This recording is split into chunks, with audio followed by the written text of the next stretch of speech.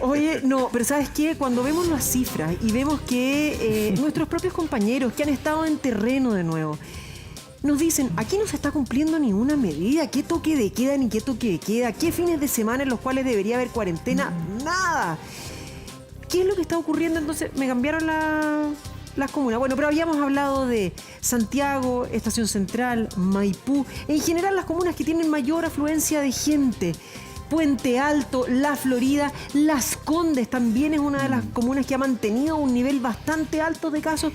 Y hay varias que no están puestas ahí que también tienen un montón de situaciones complejas. Ahora bien, a ver, partamos por el doctor Lacera, que ya me prestó la camisa. Doctor García, me va a tener que perdonar. De ahí voy con usted. ¿Podría pasar efectivamente eso? ¿Podríamos, o más bien, deberíamos irnos a cuarentena? A ver, yo lo que no me gustaría es que se diseñe este plan que yo le menciono como tablero de ajedrez. Esta comuna sí, esta comuna no, esta comuna sí, esta comuna no. Yo creo que eso, desde mi punto de vista, es absurdo. Si vamos a tomar una cuarentena, tomémoslas en conjunto, porque yo creo que no, es muy difícil decir que Las Condes va a tener más riesgo que Vitacura en este momento o que Lo Barnechea.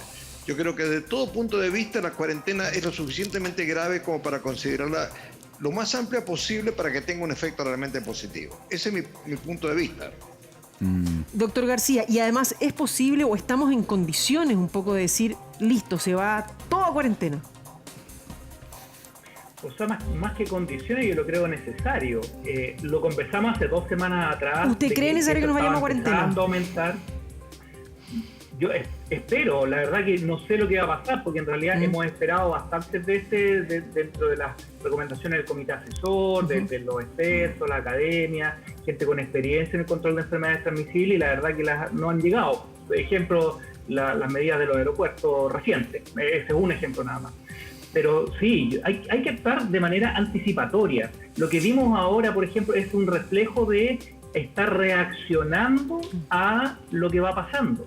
Y hay que adelantarse. El virus nos lleva a la delantera siempre, porque lo que estamos viendo hoy son reflejos o son productos de las infecciones que se generaron hace alrededor de 10 días o 2 semanas. Siempre estamos mirando el pasado, siempre es una imagen del pasado, manejando el auto, mirando por el retrovisor. Por lo tanto, hay que tomar medidas que van a adelantarnos un poco al virus. Si es que no hay medidas más estrictas ahora, esto va a seguir. Esperemos que sí. Se veía algunas noticias que pretendían relajar las medidas para el verano, para que la gente pudiera salir de vacaciones. Cosa que me parecería un error garrafal. Doctor Ugarte, ¿usted considera lo mismo? Y aquí, si nos acompaña con el gráfico que nos puede llevar a las cifras tal cual de cómo ha sido la evolución desde marzo hasta el 24 de diciembre. Cuéntenos. Bueno, acá tenemos 2 datos importantes en la gráfica. Uno son la cantidad de casos acumulados que se van viendo y otro, lamentablemente, es la cifra de fallecidos. Si miramos los casos acumulados, no dejan sino de crecer. Pero ¿qué es lo que hay que ver? Nunca va a disminuir porque una vez que alguien se enfermó, se va a seguir contando ahí, aunque se haya recuperado o haya fallecido. Lo que hay que fijarse es si esto tiende a aplanarse, tiende a quedarse más quieto, significa que ya deja de crecer. Pero si vemos la curva cómo va y la tendencia en la última parte, hay más pendiente, más parecido al Everest que a una meseta. Doctor, eso le quería preguntar yo, porque la meseta sería como que vamos avanzando de buena manera. En esta curva sería que esto, en vez de seguir subiendo, se empezara a aplanar. Eso sería lo deseable. Y no esto que empieza a salirle un cachito a esta cumbre y parece que va como lo de subiendo. Junio, ¿no? Claro. Muy parecido. Entonces, cuando ocurren estos incrementos, cambios de pendiente, ¿no es cierto?, son peligrosos, y esto es lo que nos preocupa ahora. ¿Qué tan cierto hay? Porque uno podría decir, bueno, ya se contagió, ¿ya qué le vamos a hacer? Que haga la cuarentena, que se le pase, que se cuide, que trate de que no le vaya a afectar más. Pero tengo entendido que esta nueva cepa, la que llegó ahora, la más agresiva, la que es más contagiosa, nos partió por una persona que justamente se contagió, que tenía un sistema inmune muy debilitado y que el virus en ese vector, en ese cuerpo, fue capaz de cambiar porque tenía a sus anchas en el fondo la posibilidad de hacerlo. es así, por eso hay que además tener tanto resguardo, no solamente por lo que vale la vida de cada individuo, sino porque puede traer incluso complicaciones peores después para todos. Así es, aquellos pacientes que reciben el virus y pueden tener una evolución larga sin eliminarlo, por ejemplo, porque tienen menos inmunidad, son personas hospederos que son propicios para que aparezcan mutaciones.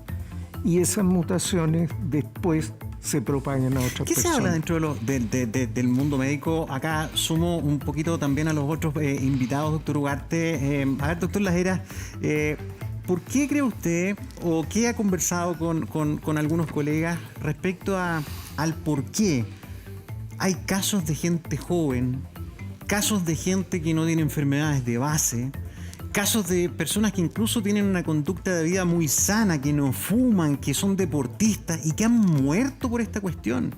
¿Qué hace que un individuo pase piola en buen chileno y otros, incluso teniendo un buen repertorio, se vayan a la UCI y desgraciadamente hayan muerto?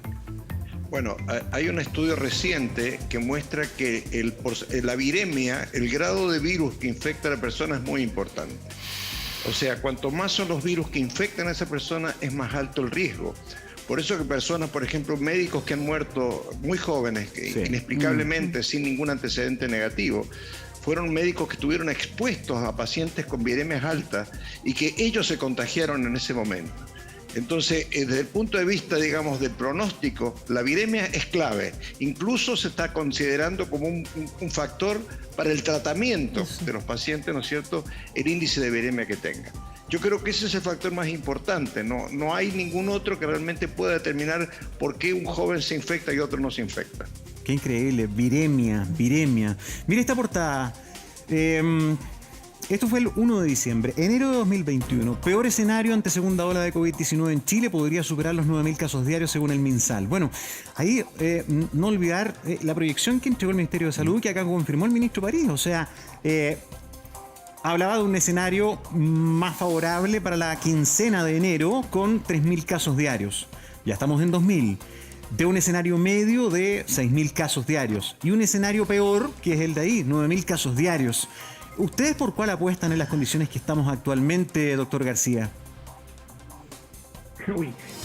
Ojalá supiéramos, porque así podríamos tomar las medidas de manera inmediata. Lo que yo creo que, sin discusión, uno siempre tiene que estar preparado para el peor escenario.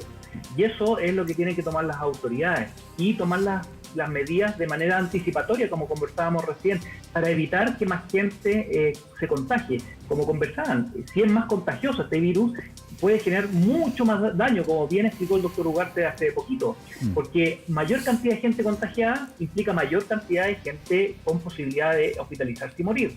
Por lo tanto, aquí es fundamental. Y de ahí la estrategia de cortar la cadena de transmisión, con las cuarentenas, con el aislamiento, con el estudio de contactos y someter a cuarentena de manera rápida a los contactos para que menos gente se contagie. Ahora, ojo que no estamos hablando de cuestiones potenciales o que podrían ocurrir.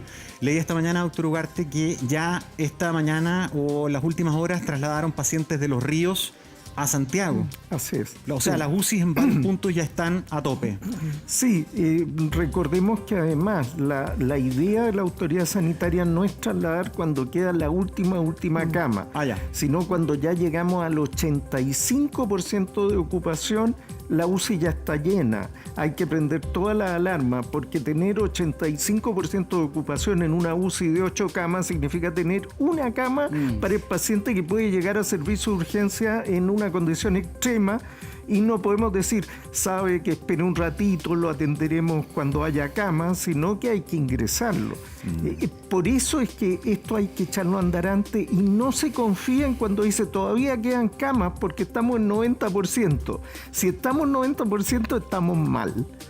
Doctor, ahí está la última cifra respecto de la variación y el aumento, el incremento que ha habido de casos activos en las distintas comunas. Maipú, en las últimas 2 semanas, en Maipú, por ejemplo, han aumentado 102 casos.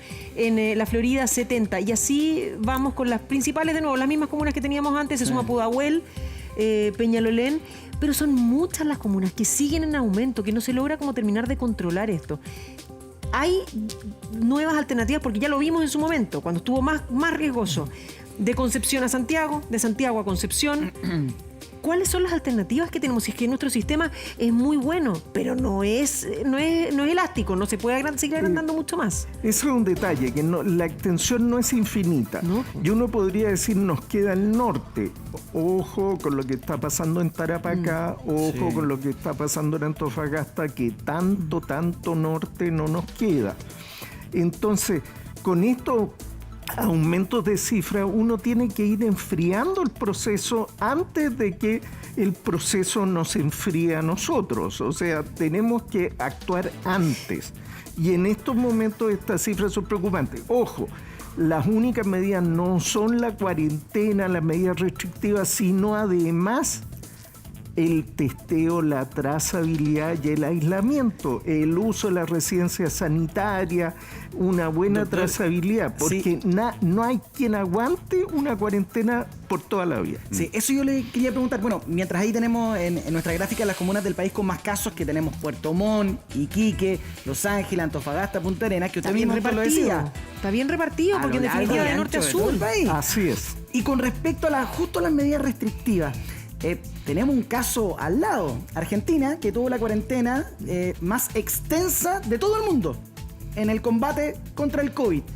Pero no pasó nada, o sea, ellos de verdad están tal vez en los lugares más bajos de combatir la pandemia. Entonces, ¿dónde está la solución? A mí como que me desespera un poco, porque digo, ¿cuándo vamos a salir de esto? Si las cuarentenas tampoco, a raíz de las cifras que usted nos muestra, no es que funcionen de manera óptima.